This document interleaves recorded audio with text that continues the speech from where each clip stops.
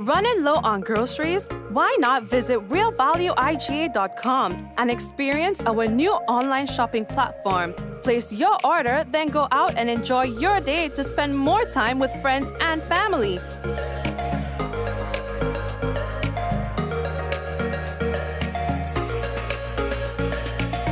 Free delivery available within select locations or in-store pickup available. Sounds simple, right? It is. Stress less, live more with Real Value IGA online store, where good food begins. Affordable quality products delivered to you via superb service. We are superb distributors, wholesalers and authorized agents for trusted products you know and love, like Rika Juices, Pure Heaven products, Bibin diapers, New Bright laundry detergent, Allegra pasta and more. Contact Superb Distributors at 435-2948 for superb quality and service.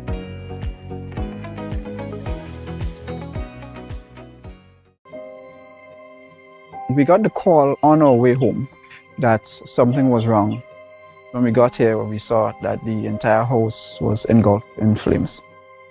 Just sitting there and looking at basically your whole life investment going up in flames. It did take a toll on us as a family.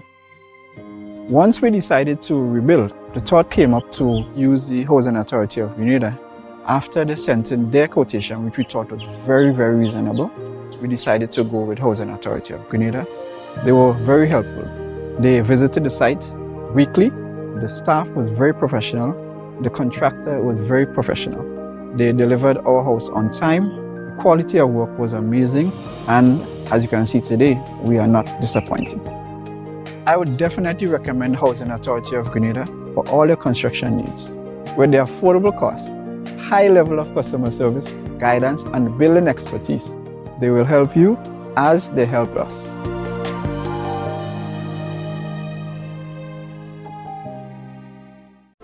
The Nawasa app brings the power of Nawasa's customer service experience to you. Instant, conversational, and smart. Easy access anywhere.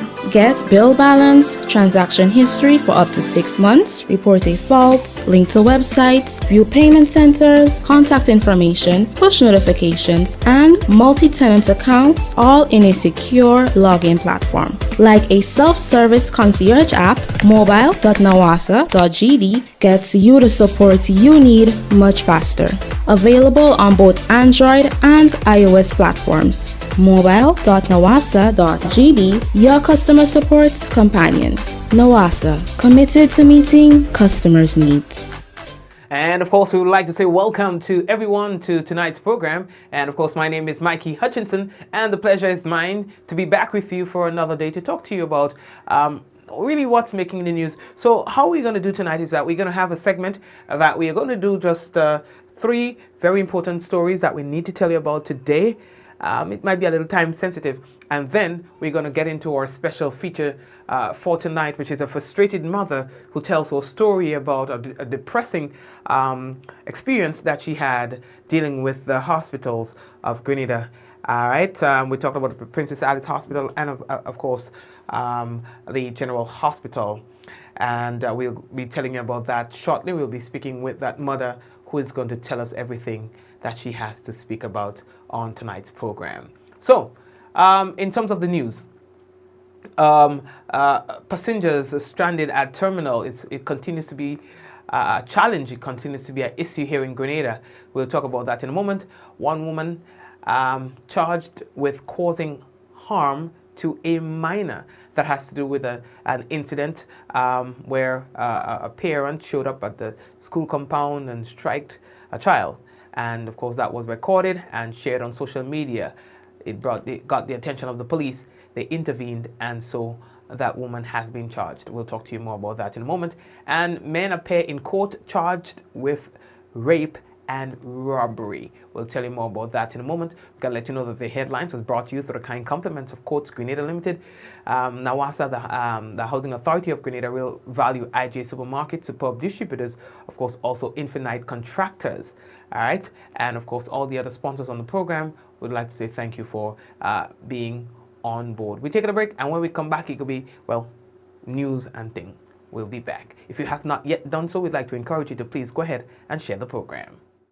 Diamond Intercontinental Jewelry Store now has amazing deals, special discounted prices on wedding sets, watches and selected jewelry. We sell top brand jewelry and watches like Citizen, Guess and Klein and G-Shock, all at the best prices in Grenada. We also buy scrap gold and offer the best deals and customer service on the island. Opening hours Mondays to Saturdays, 9:30 a.m. to 5 p.m. Diamond Intercontinental Jewelry Store, located at the Esplanade Mall, St. George's, Grenada. Visit our brand new remodeled store or call us on telephone number 414-3114, 232-1234 or WhatsApp 533-1581. Sale is on for a limited time only.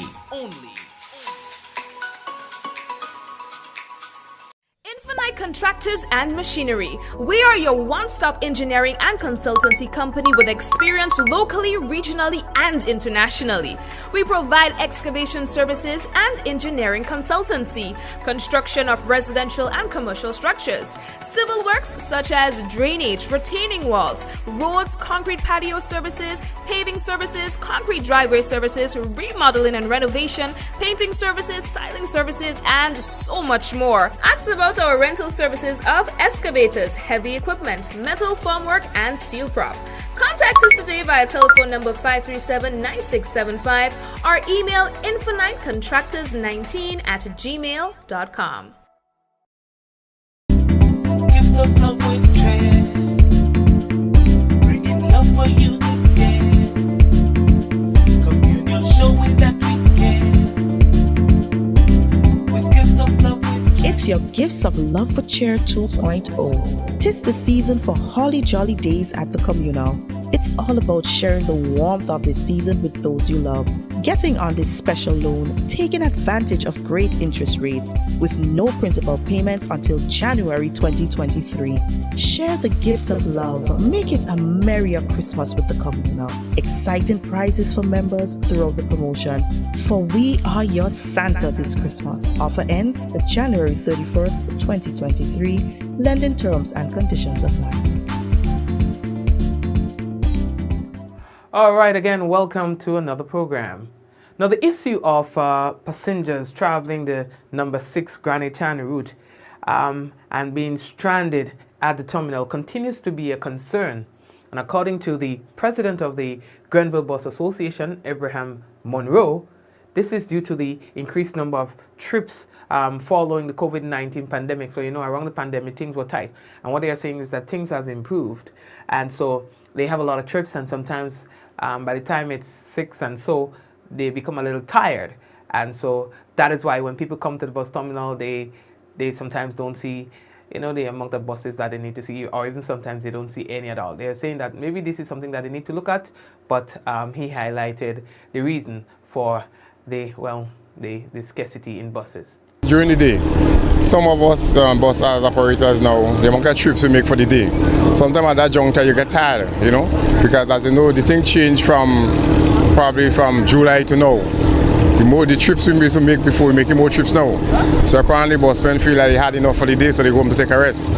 But we're looking into it to try to cushion that situation, to have buses coming down much later. Yes, and of course, yes, he's saying that the cruise ships is also a contributing factor. However, he believes in going forward, communication among the bus operators needs to be improved to address the backlog of passengers at the terminal at the evening times. But when the cruise ship come, bus operators get an extra push, So sometimes going and do the tours, when they come back, they just head home, So they won't come back on the terminal basically. So that would contribute to the backlog of persons in the afternoon, Going forward, we want everybody to work together and stuff like that, and unite basically, as we see, talk about the transportation in the terminal. We need to work together and try to assist. If you're not coming back, probably lazy one or say, well, I'll finish early today, so probably you make an extra trip. So try to make it happen for everybody, Yes, that would make sense. Now, you guys have seen the video in circulation. We cannot show the video because it violates both Facebook and YouTube's community standards and their policies. We are not able to share the video with you, but of course, you would have seen through WhatsApp and other means video in circulation that somewhat shows a parent striking a convent student and admonishing that student to not have anything to do with her child. Now, we have an update for you as it relates to that incident.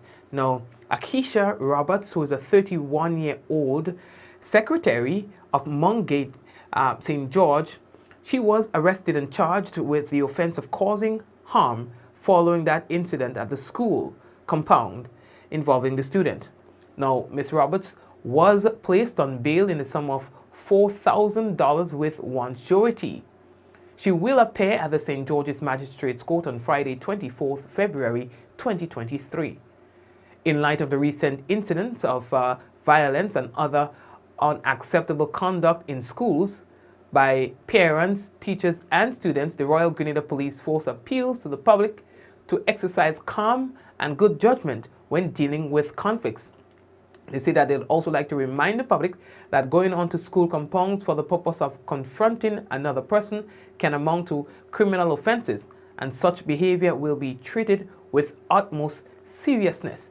I believe there was another incident again that occurred today where a parent would have entered another school compound and confronted a teacher relating to an incident involving a student, you know. And so I know that the police have their hand full with those kinds of incidents that's been happening in recent times. A lot of threats been going around with parents saying they're going to come and they're not taking this and they're not taking that, and they're going into the school and creating conflict with the teachers and all of that. So the police say that they're basically they're not going to be accepting this anymore. You know, they're going to be dealing with this strictly, all right, or very strict. Okay, yesterday we were telling you about an incident, boy, that involved two men who were charged with serious offenses. We're talking about rape and robbery, and that they were going to be going back to court today.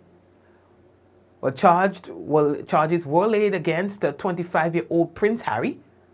Nice name, eh? Prince Harry, you know. Prince Harry and 29-year-old Alden Joseph of St. David, following incidents which occurred at Syracuse, St. David on New Year's Day. We're talking about January 1st, 2023. Harry and Joseph, they were charged by officers attached to the Criminal Investigations Department, the CID, with the offenses of burglary, that's 2 counts of burglary, and robbery with violence, 2 counts of that. Harry was also charged with 1 count of rape and wounding, while Joseph was charged with 2 counts of rape. Now, the two appeared at the St. David's Magistrates Court on Thursday, and Jerry Edwin is their lawyer. Now, he's saying that the matter at hand is indictable. Therefore, January 26, 2023 is the date that is set for the paper committal to be signed, and the matter will be committed to the High Court. On that date now, the accused will return to the court in St. David, where their lawyer, who is Mr. Jerry Edwin, will be making an appeal on their behalf. No, and Jerry is saying that he hopes this matter will be fast-tracked. Well, I'd rather talk for Jerry. With respect to the matter this morning concerning 2 young men, Prince Harry and Alden Thomas, they were accused of very serious offenses. Robbery with violence in one instance, rape in another.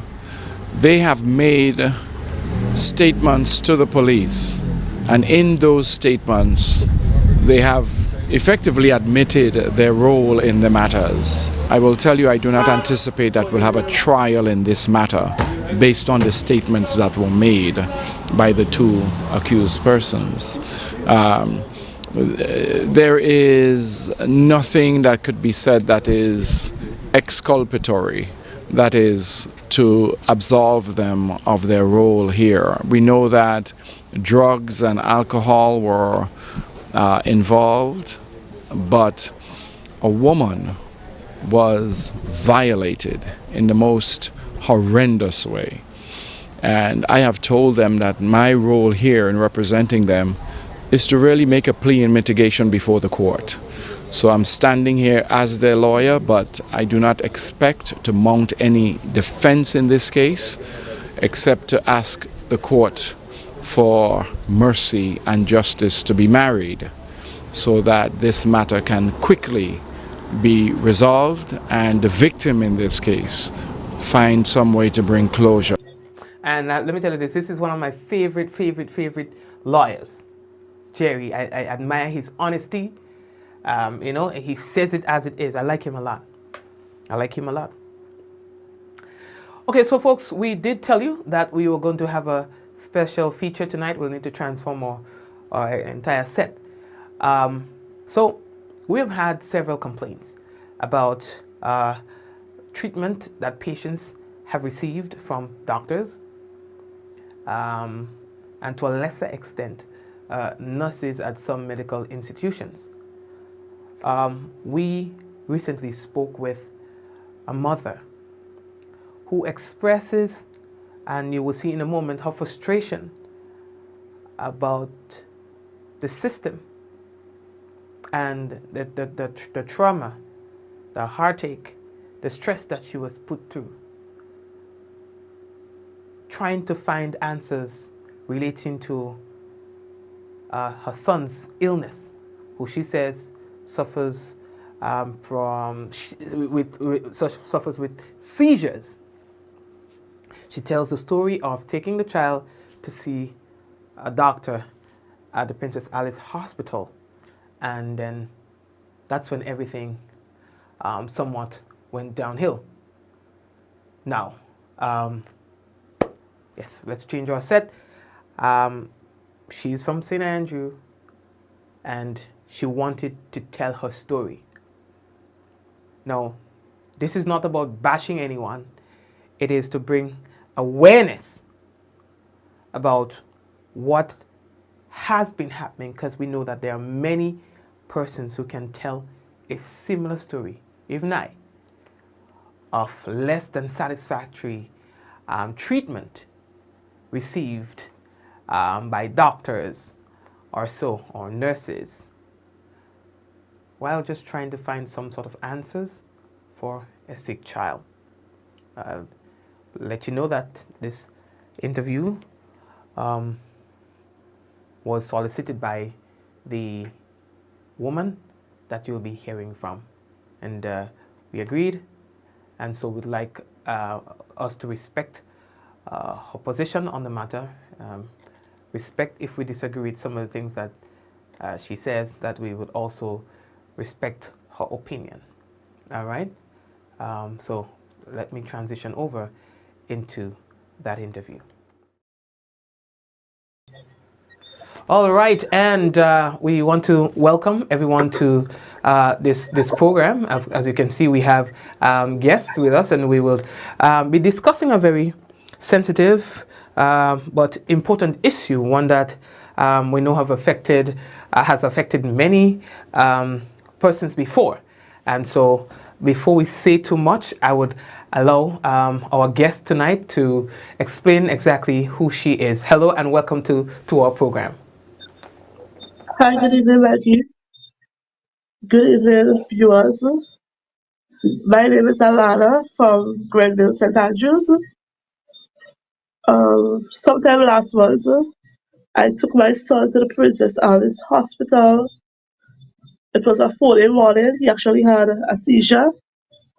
It was not the first time he had a seizure, but of course it's a seizure, so every time he has a seizure, I have to take him to the hospital.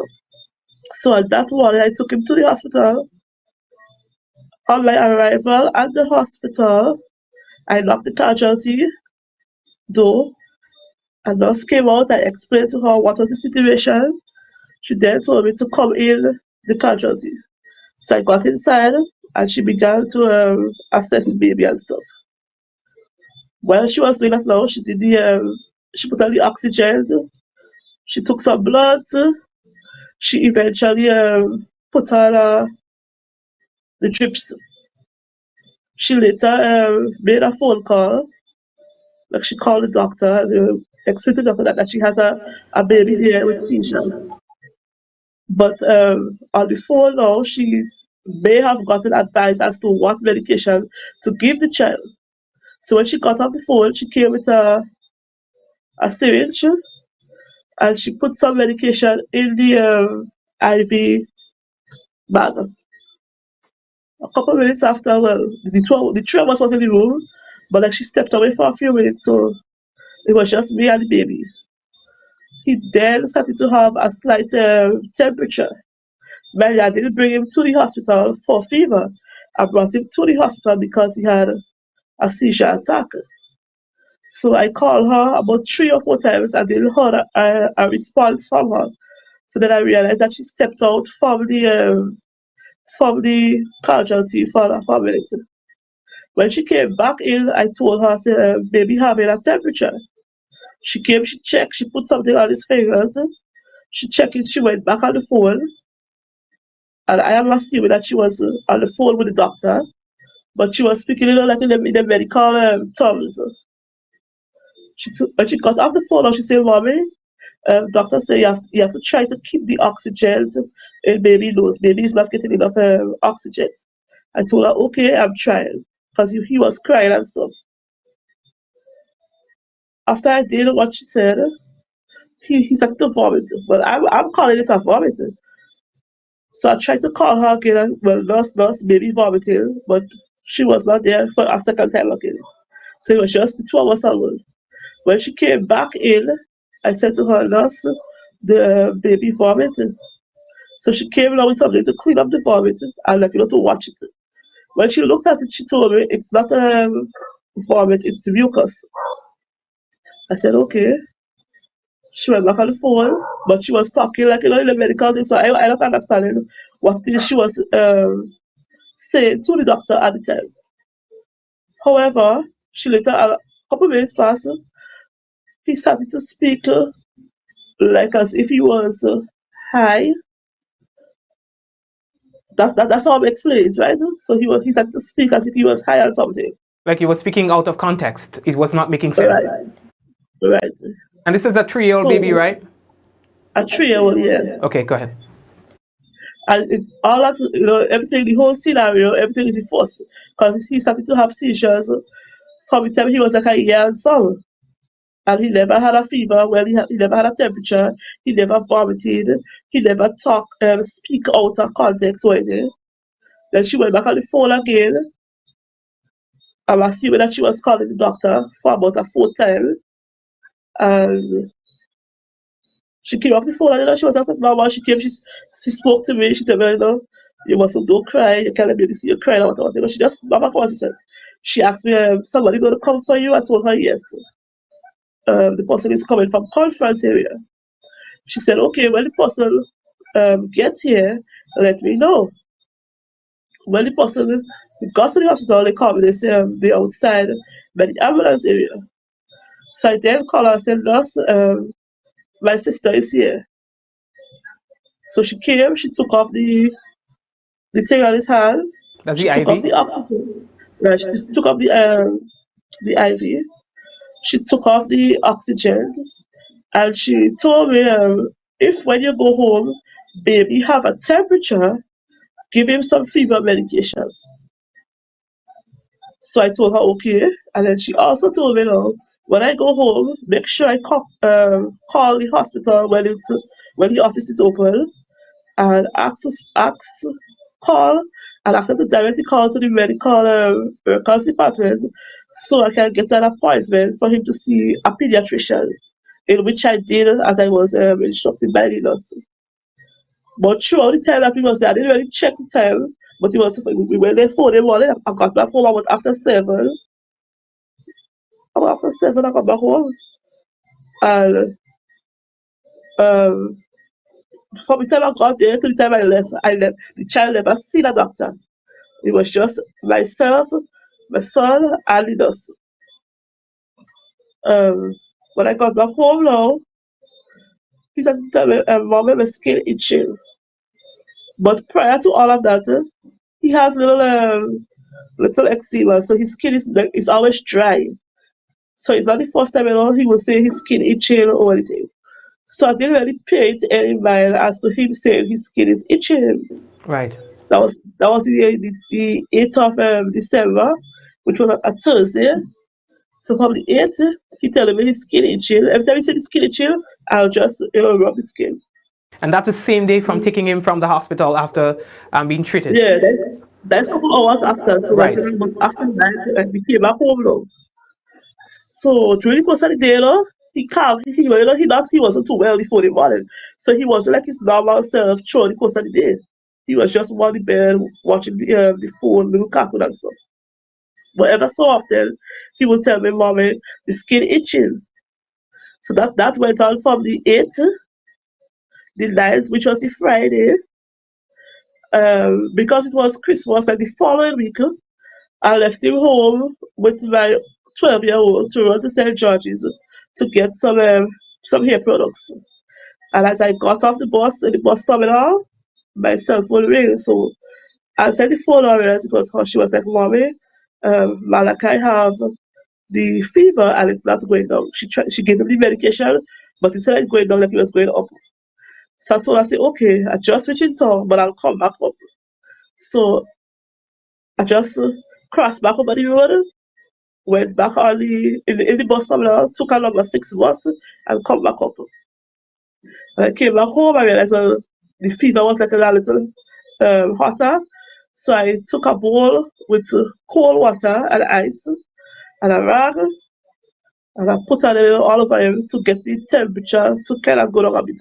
But mind you, they just never tell me if it is, the fever come back and it's not going away to bring him back.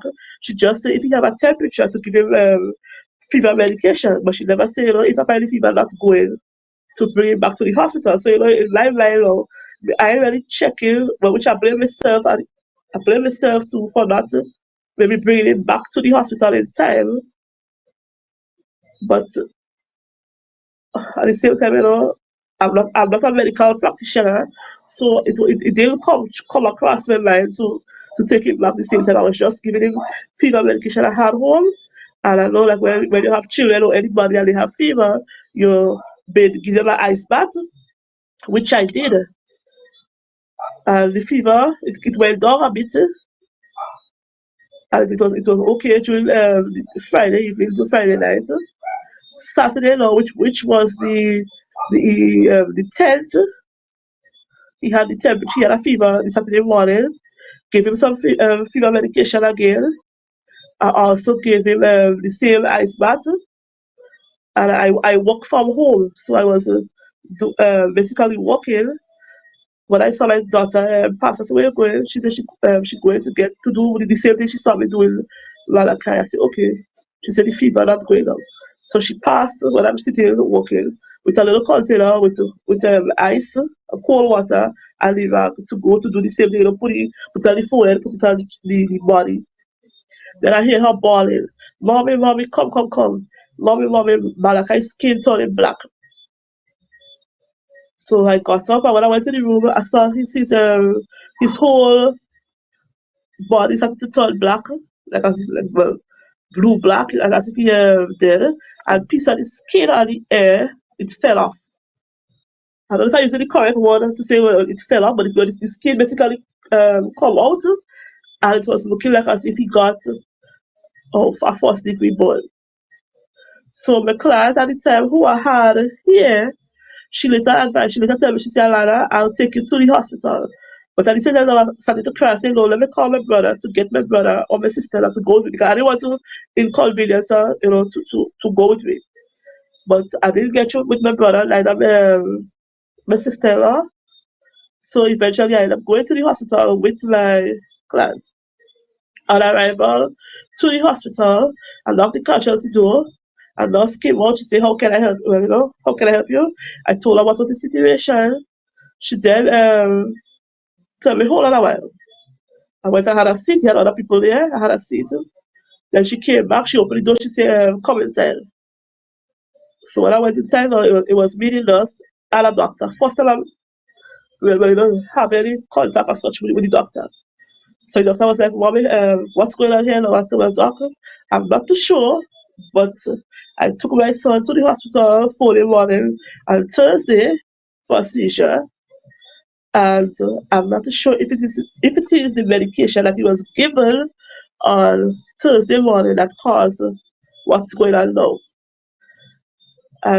As I was done speaking, the doctor at the time told me, Mom, the time I got here, the nurse instructed me, the nurse told her that I took the child and left him. I said, the nurse tell you, I took the child and left. I said, the nurse could never tell you, I take the child and leave. When the nurse instructed me, I could have left with the child. I said, I'm not that crazy to take my child away from the hospital if it is he's not done being looked at or anything. After that, she went on the phone. She made a phone call. She called a nurse from maternity ward to come to the casualty. She called one from the male ward to come to casualty. So there was 2 nurses and the one in Senator. But when the both nurses came, the first one came and she said, that is, she watched the child actually when she came on the bed, and she said that is how looking like doggy something, but I don't know what the doggy something, whatever she was referring to meant. I don't know if it is a short name for a medical condition or something. And the doctor response was like, she finds so. So after that, she went on the phone. She made a phone call and she asking who doctor and call in Pete. I'm assuming that the person on the other line told her who it was. She said, I have a child that is here and he's really, really sick. And I'm sending him down, see what y'all can do with him. That was the exact word the doctor used, see what y'all can do with him. And I started to cry because I'm telling myself, well, my son dead. And then she didn't tell me, well, okay, my mommy, a suspect is A happened to your son or a suspect is B happened. She just, basically made the call. And then when she finished, she told me, she said, Mommy, unfortunately, today is Saturday. We do not have a pediatrician up here in Princess Alice. So we will have to send you down to St. George's. I told her okay because I don't have a choice there. She later asked one of the nurses who was the ambulance driver working. The nurse told her somebody name. And when I think, okay, well, yes, we're going to the person coming, to get us. So me and my son to be transferred. They send the ambulance driver, do their own errand, buy food, quite in Paradise, so they have to wait a couple of minutes for the ambulance to come back from Paradise. And then when the ambulance came back, by that time, they wrapped the baby up in a sheeted ice, she was in ice. He had the oxygen. She finished right up. She reported, and apparently because that was a pink paper or a green paper. The nurse had it, and the 4 of us left with the ambulance on our way down to St. George's. Okay, and so just hold up. You made a point that I just wanted to go back to. You're saying so that the ambulance was an assignment to come transport yourself and your sick baby to the hospital, and you had to wait for the ambulance to go make an errand to get some food for. Yeah, the ambulance went to Paradise to get to purchase oil. During that period, I had to hold on a bit, basically. How long would you say that wait was? How long would you say that wait was? I wasn't really timing because I just watching my son and it's like I cried because I don't know what's going on. They didn't say nothing. The 3 nurses that was there tried to juke in his hand to get veil. They wasn't getting any veil. At one time I heard one of them say his blood is clotting. But with all that it's like you see a child sick on a bed, nurses surrounding him, juking along to the instep. I've never seen somebody got juke on the instep to take blood or to put on any IV access line or whatsoever. So it was kind of new to me. So Right. but the ambulance took maybe about 5 to 15 minutes. About 15 minutes. Thereabout. Okay. Okay. So now that you guys are going down to the hospital, to now being transferred from the Princess Alice Hospital to the General Hospital, correct? Okay, so tell us what happened there when you got to the General Hospital. Okay, so when I got to the General Hospital now, the ambulance packed up I was escorted into the emergency area by the nurse who went down with me. She spoke to the nurse on duty down there. The nurse later speak to me. She tell me have a seat still. She went with the paper the nurse gave her from up here. She went with it to the back and she told me to go back outside with baby and have a seat, which I did. And about 2 minutes after, someone came. They came and called because they didn't know who I was. So they came. They called out the name of the child. I told them yes. So I started up and went to the person. I was later put in another ambulance and taken down to the bottom part of the hospital to then go to the to proceed to the ward. On arrival on the ward, I met a nurse and 2 other doctors. So that was 3 doctors. Yeah, he had 3 doctors actually on the ward. And when I went, the nurse told me how they were, in the heat of the moment, you don't start to remember people name because like, you're crying, you don't know what's going on. And the question you ask, one doctor finish ask you the same question. The first one ask you, the second doctor ask you the same thing, the third doctor ask you the same thing. And it's like at one time I tell myself, it's like during the time I answered the question, the child was just on the bed, down on the wall, and I been like I can see I feel like as if I was interrogated for a couple of minutes before they really, did anything. Then finally they got a veil on his hand, they put on a IV access line. They took us to the bed, they put him on a bed. And he stayed, he was on the ward from the Saturday night. But I had to come back up because I couldn't stay on the ward and there wasn't any private room or private ward available. So I had to leave him there for the night. Went back down to the general hospital on Sunday morning very early. I couldn't sleep Saturday night. Went back early the Sunday morning. When I went there the Sunday morning, it had 2 doctors on duty, the 2 nurses. And he was crying, and I cried because I don't know what's going on. And I went to the first and second morning nurse, what is the condition? Well, they wasn't explaining anything to me as such. And he basically cried, the child cried the whole day. The 2 of us was crying the whole day. Till one time I had to ask them to can they transfer us to St. Augustine Medical because I find the child is just bawling. Nobody not giving him anything. I don't know why he's bawling. I tried to give him juice. Well, from the time he was admitted, I was told by the nurse on the ward that I cannot give him anything from the outside. No home cooked food, no food I buy. So he only had to consume what was given to him in the hospital. But the only thing I could have taken to him in the hospital was box juice or fruits. And I asked them a couple of times and they don't just give me something for the child. All I was just being told, mommy, walk the child. Walk baby, walk baby. And imagine you didn't get a proper night sleep because you're worried what's going on with your child. And you have to spend half the day walking a child in a car and the child bawling, you walk him, you frustrated because it's like my pressure going up high. I'm walking him, I'm tired because I have to raise him because he don't walk him just bawling. Put him back in the crib they had him in, sit down, walk him back in. Eventually when the shift, the day started to roll so fast. When the shift, the evening time now the shift would have changed and new people came. I told one of the nurses, I said, nurse, my son cried the whole day.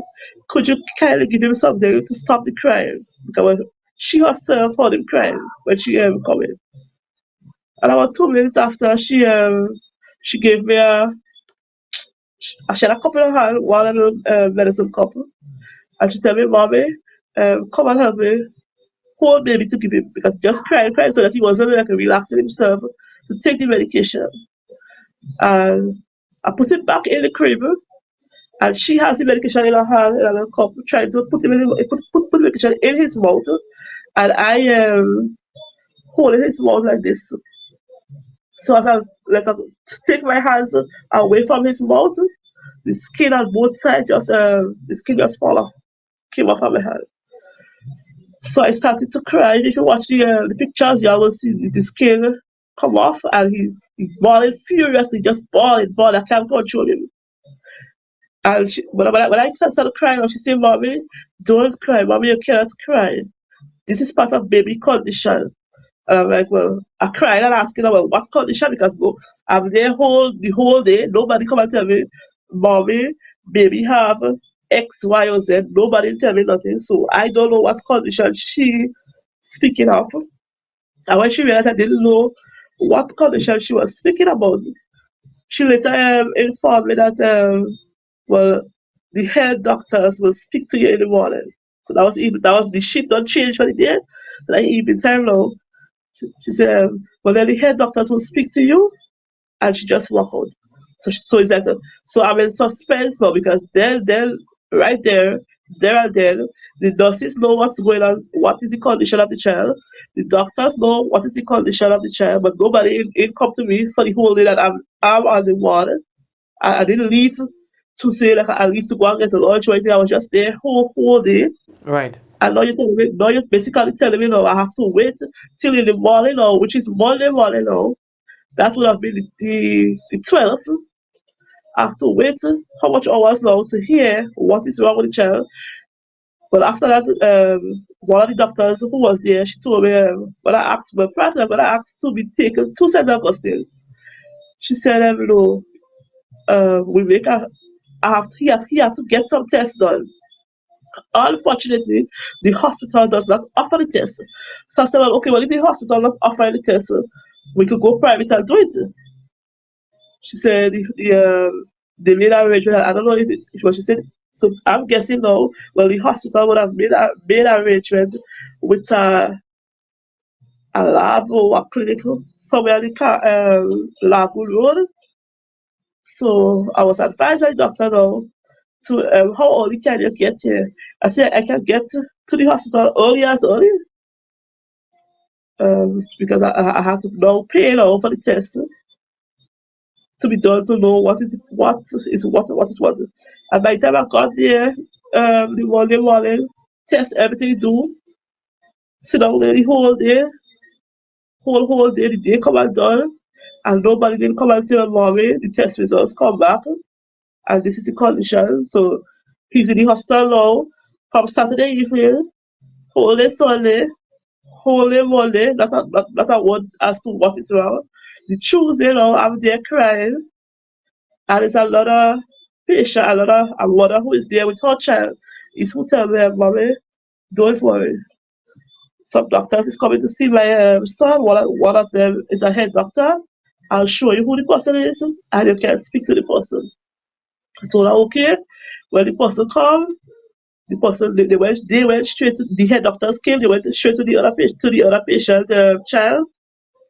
When they walking back out, because the other patient had already showed me which one was the head doctor. I then called her out and asked her, "Can I speak with you a while?" She said, "Sure." She stand up. She said, "Sure." I explained to her what was the situation as to why my child was in the hospital, and then she told me, could I come in early the following morning?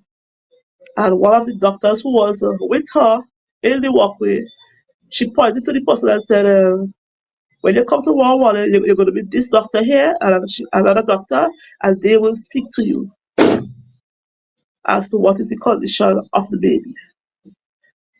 And the following day, when I spoke to went down to town early the Wednesday morning now, when I reached, the doctors and them, they was just on there was passing on the ward, so everybody on the ward, all parents on the ward had to excuse themselves a bit till the doctors was finished making their rounds, and then they called us back on the ward.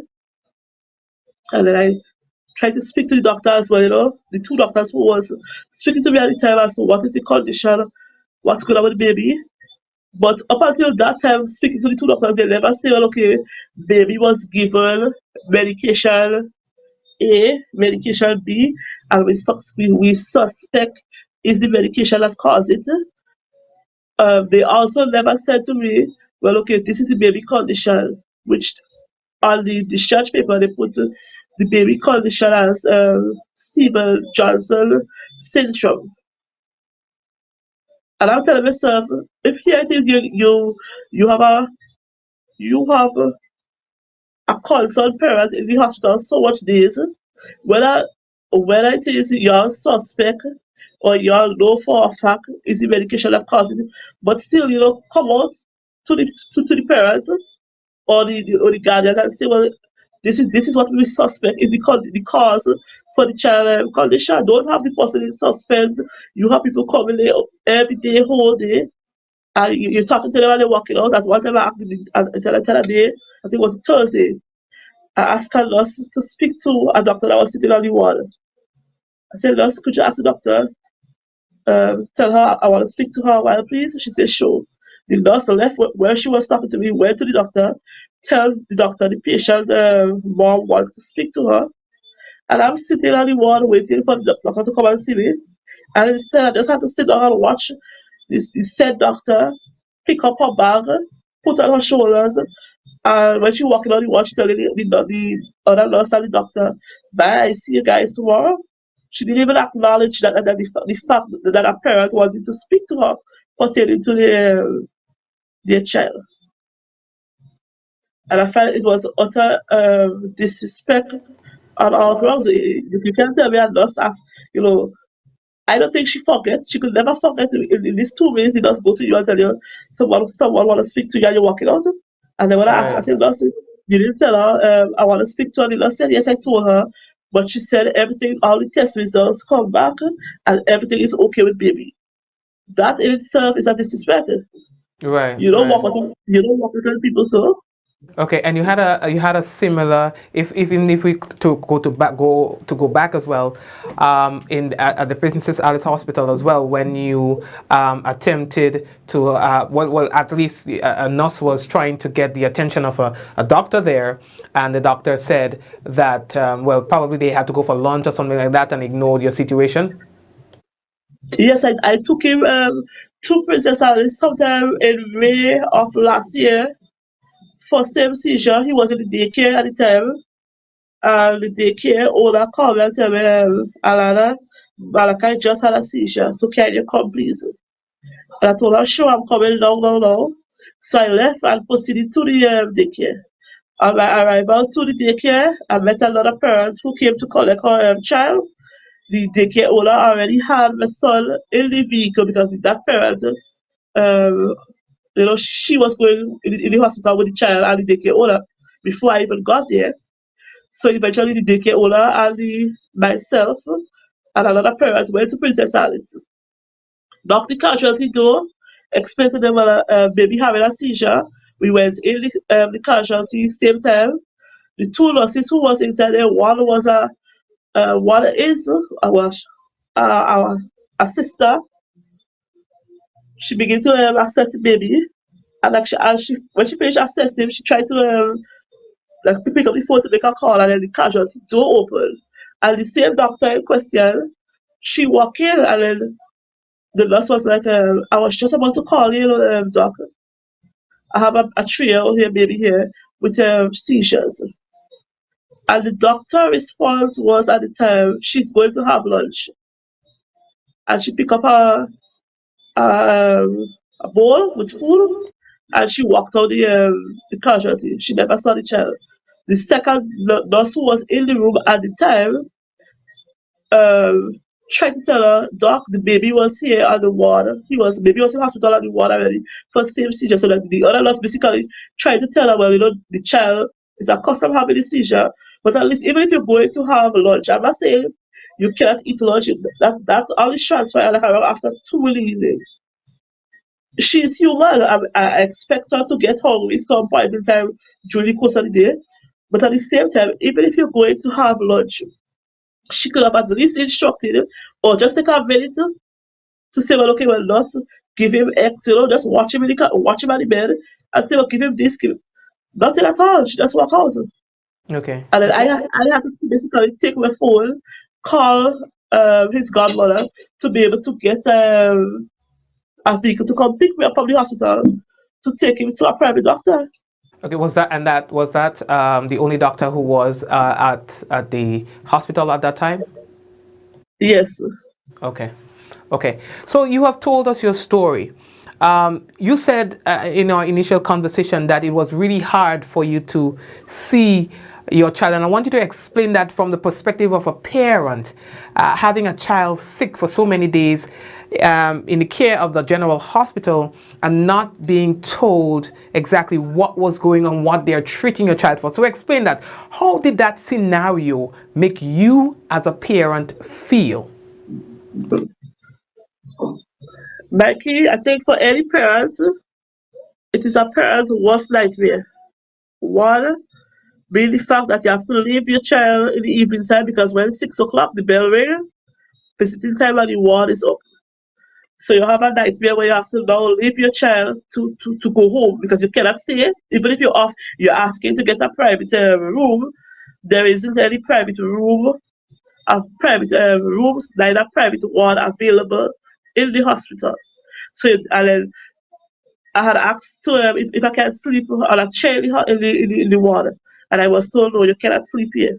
Only mothers who are breastfeeding can stay with the babies while they're breastfeeding, and to have to come home every day wondering what it is going on with your child, all kind of thing playing in your mind because I am not a medical practitioner, so I don't know if my child has kidney failure, if he has liver failure, if he have a heart condition, I don't know what it is going on, and then your child not eating, he only taking in fluid through his vein.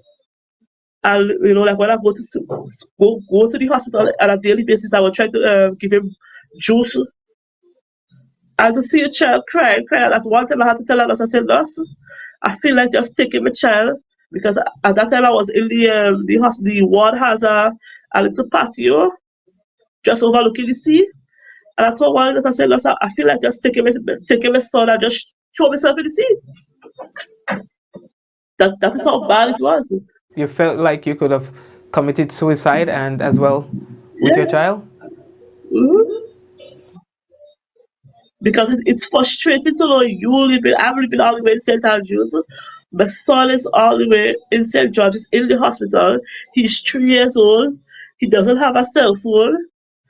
And like I said, he's a grown man when he can't tell me when mom, he bawling whole night, this not doing that, this stuff, he's a baby.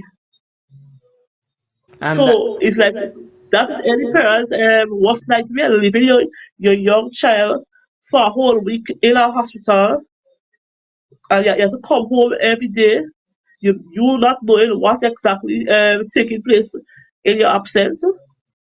And then on top of that, now you have doctors behaving like as if, well, if they come out from day one and say, well, this is what is we suspect is a child condition.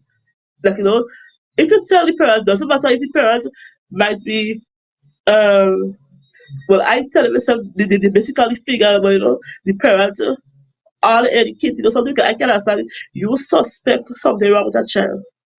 Your doctors normally meet in groups and consult with each other as to what they believe is a patient condition, and it will take you so long to even say, and they didn't even come and tell me verbally, they mark it on the discharge paper, and I basically Googled it to see what was the explanation Google have for what they write as what the hospital diagnosed him for.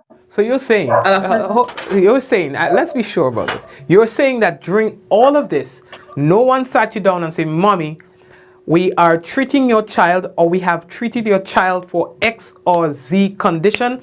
It was caused by X, Y, or Z. No one? Mm-hmm.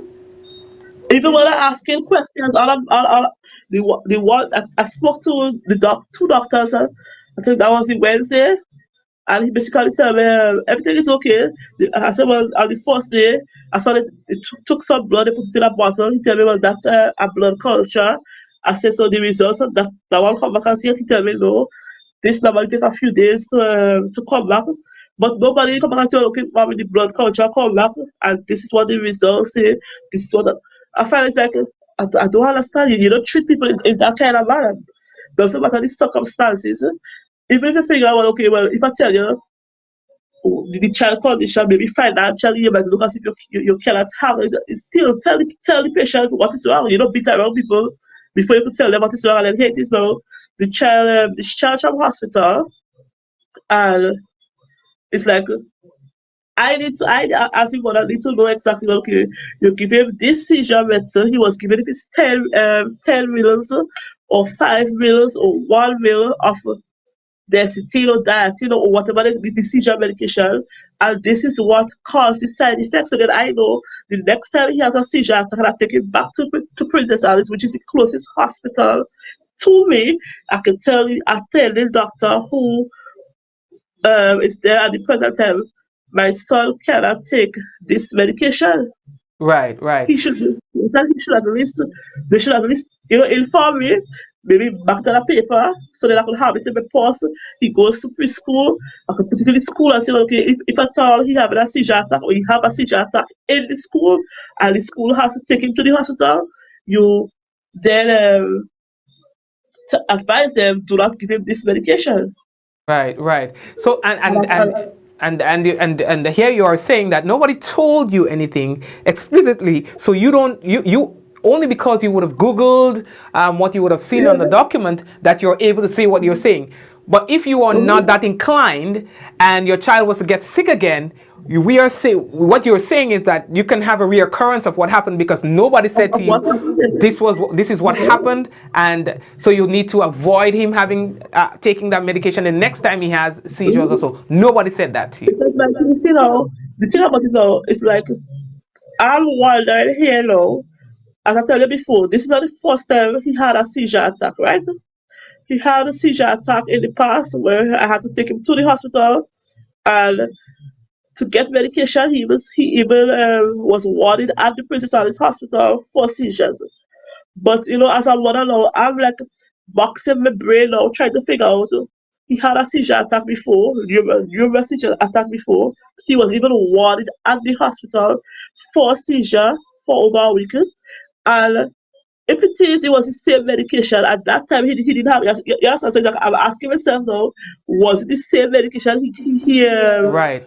he got previously? Is what he got this trip that caused that, or is it something new, or was it a higher dosage? And you still don't have the answer to these questions. No. Yeah, because if there are two different medications, and here we have another problem based on your explanation. Here's another problem. Probably there's nothing wrong with that particular medication that they would intend on giving him the next time he visits, because again, you do not know if it was the same medication that was used previously that he didn't have a reaction to. So this is not a close. Go ahead. What are you saying? As a mother, it's like right now, it's like it's like a frantic, a panicking because today's 11th. School reopened things last week. I have not sent him back to school as yet. Okay. I basically have him home still because when he came out of the hospital, he told me, "Mommy, my face is like a monster." I said, "What you said?" He said, "My face is like a monster." I said, "A monster?" He said, "Yes." Then he touched his face, and he was like, his face is really ugly. He also told his aunt the same thing, and like he said it to himself numerous times. He's ugly, and I have to say, Malachi, you're not ugly. You just was not well, and this is part, because you're not well. This is what happened. But you're the most handsome little boy on the face of the earth. So each day now I have to keep telling him, okay, you're very handsome. I don't want to go and send it back to his face is no longer as how you see it in the pictures. It's kind of, but the marks still there. And I don't want to go and send him to school because I don't want an issue of where I send him to school and then he be bullied by children in the school. And he goes to school basically with a public transport. I have a bus pick him up in the morning time, drop him to school, and then drop him back home. So even if I was to send him back to school right away, he still has to use public transport. And on public transport, there are, it have cruel people out here. There's adults, there's children on the bus. I don't want him to go on the bus and people stare him down because his skin has not come back 100% as yet. Right, right. I could imagine how that is for you. So, I've heard many stories like this, and that is why I thought it necessary that we have this conversation publicly, so that at least we can raise awareness as to some of the situations that parents are put into by some of the health professionals. We cannot say for sure that it is all, because we know that it's not all, but there are a lot of no, stories like yours. Mikey, I don't want nobody to figure, okay, well, I'm doing the live to bash anybody. The life is not, I'm not coming here to bash anybody. I just want it to be a case where it's informative, so at least somebody else going to Princess Alice will know, well, here's what my child or my daughter or my sister or whoever has seizures, and this is the case. And on a whole, across the board, it doesn't matter if it's seizure, if it's asthma, if it's a heart condition, kidney, whatever. As medical practitioners, if you're giving someone medication, doesn't matter, because in a case of an emergency, sometimes when you hear emergency and people have to leave their home or leave work to run to the hospital. In my case, Mikey, I love people who know me in my circle knows I'm a crybaby. So whenever my son has a seizure attack and I'm taking him to the hospital, I will cry from home to the hospital. So even if the nurse say, Alana, I'm giving the child X, Y, and Z, at the point in time, you're crying because watching my child looking at, like, my child basically looking to me as if he dead. But you're giving the child a medication, you need to say, this medication will cause side effects, and here's what the side effects are. So that I know, okay, what to look out for. But if you just give him the medication, you will tell me what is the side effects. How would I know what are the side effects? If it wasn't for Google and me going on Google and typing what is the mark on the medical report, I will know some of the symptoms he had after he got the medication in the emergency room was side effects of the medication. And that's important. And I'm hoping that the authorities are viewing this program and would understand your plight. I had a similar scenario explained to me by another parent. And your story almost it matches in terms of what they went through and the kind of experience it was for them. Seeing your child sick, crying in pain, unresponsive or so, and days gone by, doctors are pushing needles here, there, and almost everywhere, and no one, yeah, no one is saying anything. Some of these doctors too, I'm not saying all, there are nice doctors out there. I don't want y'all to say, okay, well, she do live. If it is a case child have a seizure attack again, and he will, like, I have to take him back to the hospital. Y'all use it as a case where y'all want to victimize him.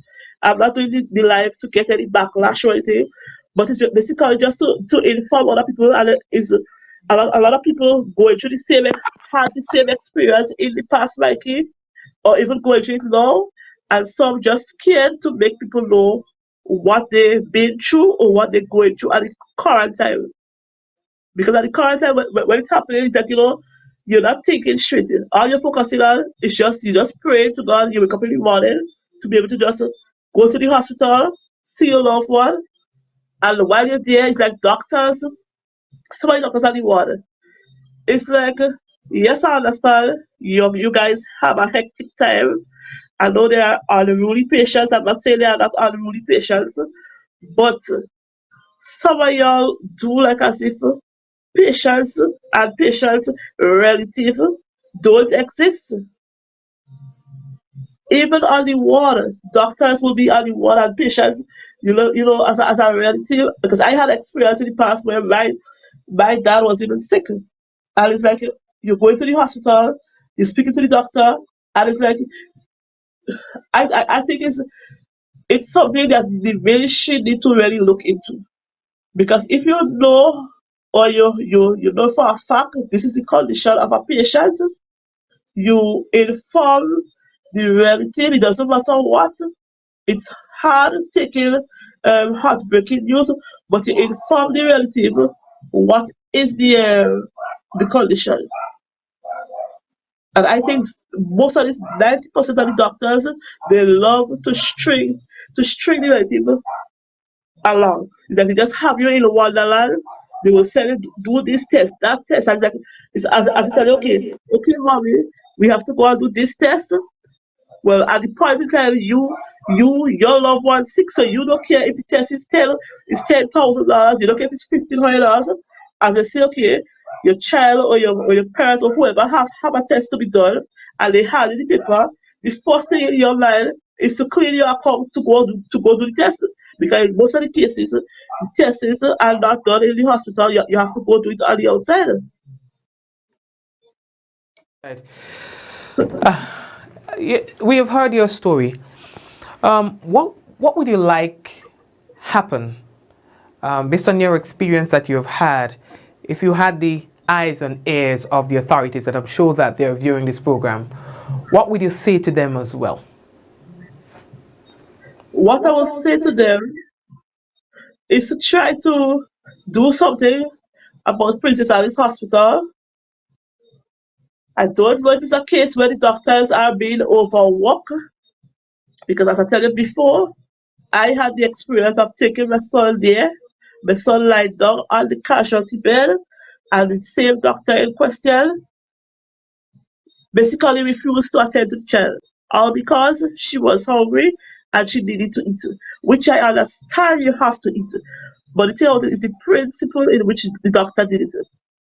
So I'm calling the relevant authorities to either you put a little more doctors in Princess Alice, so at least when one doctor is eating, one doctor is in the casualty. In the night time, you either put two doctors on duty, one working in the casualty, one either have on the ward in case there's an emergency, or you have one on compound.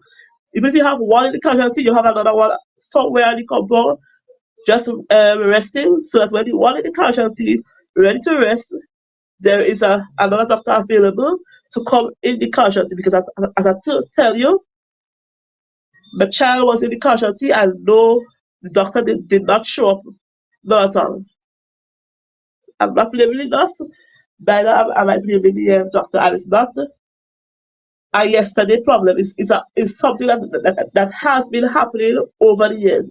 People will go to Princess Alice, spend out 4, 5 hours, 6 hours just to see a doctor, and there are times you go there and there isn't anybody, and you go through in 2 minutes time, a minute time, and you're out. So I would like them to look into it. All right. And I would like someone in the authority also to please let me know exactly what was the medication given to my son, so that I can say, well, okay, he was given this medication, and if in the near future he wants to have a seizure, I can say, do not give him this medication. So anybody who, in authority, who may come across the life after the life has been ended, I would like you all to look into it, so that I can have a little peace of mind. Because even after he came out of hospital, just before Christmas, I had to take him back before Christmas for a said seizure. And while I'm going to the hospital, I'm praying to God and ask God, please don't let me be the same doctor, not the same nurse. And on arrival to the hospital again, I had to be the same nurse and the same doctor. How was the treatment? The treatment to me, it wasn't nice at all, because it's like, you just imagine you just come out under this horrific ordeal where you're watching your child, you're literally holding your child, and your child's skin peeling off, and here it is now, he's sick all over again, and you're taking him back to the same place, and you're coming face to face now with Dr. Ali Loss. And it's like the nurse tell you, okay, hold on a while. I feel it's kind of, I don't know if it was intentionally done, or if it is at the moment they was being really busy or what, I don't know. But the last experience I had, it wasn't nice. Took him back, and you're basically asking me, how can I help you? How can I help you? Okay, I explained to you you sung the child. You just, after you finish song, you don't say, mommy, okay, baby weak, baby this, baby that. She just turn around, speak to the nurse, and the nurse walk through the door, go in a next a separate room, coming back now with IV, with the trips bag. Going to give the child medication. Say, hold on. What are you going to give him? You can't just come and give him medication and you tell him. Right, three of us in the room, me, the nurse, and the doctor. If you, the doctor, giving him, you're prescribing something to him, you have all the right as a doctor because you went to school for that to say to me, mommy, baby, maybe dehydrated or whatever. You're going to be giving him some medication. Don't just turn around, speak to the nurse in your medical terms, and then the nurse understand what you tell her and coming back now to give him medication. So I think all that they need to work on all that as well. Right. Well, I do hope that this situation improves. I know that, it can really traumatize a parent. Every time, if, God forbid, he has another seizure, you will be thinking that, you're hoping that he doesn't have another experience like this one that just went in December. And I'm hoping that, too, the authorities will do something about it because, trust me, don't feel any way. There are many parents, and when I say many, there are many parents. And we are just talking about parents alone in this conversation who have had a similar experience. All right, so it's not just you. It may not even be personal. We do not know what to attribute such treatment to. We don't know why it keeps happening and happening because it's the same old story. You're sitting there as a parent or as a loved one. Medication is being administered, treatment is administered with you having no clue as to what is really going on. And then when you ask a question, they treat you like you're being nosy, like you're trying to get into business that doesn't concern you. So you are now a little bit timid. You become fearful to ask questions for the fear that you do not want to get them on the wrong side again because your loved one is in their care. So you do not want that your loved one be disadvantaged based on an experience that you and them may have or interaction between you and them. It causes you to become frustrated, and sometimes the mental wear that results from those kind of treatment is even worse than the sickness itself. As you were saying, that the child could have just been a simple reaction, bad reaction to a medication, and that's not too serious. It could have been that, but here you have a parent contemplating taking her own life and that of her child's because they make it to seem like it's the worst thing that is happening and you just don't know what's going on. So I understand and I feel your pain. I've seen how parents deteriorate. I've seen how people deteriorate just by bringing their loved ones in the hospital. They come back mentally drained from experiences from the hospital. It is the worst feeling ever. For a whole week, I can't, if I thought I eat maybe just twice, but I'm trying, at the same time, every time I remember I eat, I'll still buy bottled water and, try to drink, consume water while I'm not eating because it's frustrating. Your child sick, you don't know what's going on. I ain't even feeling hungry. You ain't feeling hungry, not at all. Right. You ain't even feeling to drink water. Because all you're empathizing now with your child, you feel their pain, so that's all you think about. Well, thank you for sharing your story. You wanted to tell your story, and we give you the opportunity to tell that story with a hope that we can see some sort of positive change coming from this. And let's hope that will happen sooner rather than later. We want to thank you again for your story. If there's anything else that you would like to share with us before we wrap up, I'll give you the opportunity to do so now. This life, I'm saying it all over again. I don't want anybody to feel that I'm bashing the doctor in question. Neither am I bashing the nurse in question who was on duty the following morning. So if you guys want to come across the live, don't figure that I'm bashing y'all or I'm trying to cause any conflict or anything. This life is just basically the pain of a mother and a concerned mother. Well said. Thank you very much, and do keep us updated on the progress of your son. Okay, thank you. And thank you as well. And folks, you've heard her story, and like I'm telling you, I would not have decided to have this conversation if I do not know for sure that there are a lot of people who have a similar story to tell. And you remember a couple months ago, and I said to you that in time, I'll even tell my story just the same. And it is similar to the story that she is giving. Having a child, in that case, for me, it was my little bouncing baby boy who was ill, who was sick, born sick, and you're wondering what's going on, and nobody's saying anything. Days pass, 4, 5 days, no one is saying anything, and they're when you ask a question, you're being treated as you're kind of like you're disturbing people from doing their work. And so I understand where she's coming from. I've heard other stories from other parents, and I hope that as she's saying that it is taken in the proper context, one that is intended to see some sort of positive change in the system, from the nurses, from the doctors, and so on. And I know that the nurses in particular, they do a really, really good job in trying to balance things, because they too understand. I see sometimes that nurses have to come and neutralize situations. Nurses have to come, look to see when the doctor is not watching, and run behind the doctor's back and say, don't worry, everything's going to be okay with your child, don't worry. Ting, because they understand that some of the doctors, they fail to do just these basic things of informing parents, informing loved ones and guardians as to what is really going on. Yeah. So folks, we want to again say thank you for viewing. We want to thank our guests, and of course wish her all the best with her son, and hope that he recovers 100% from this ordeal. We want to say thanks again for watching, and do have yourselves a good evening.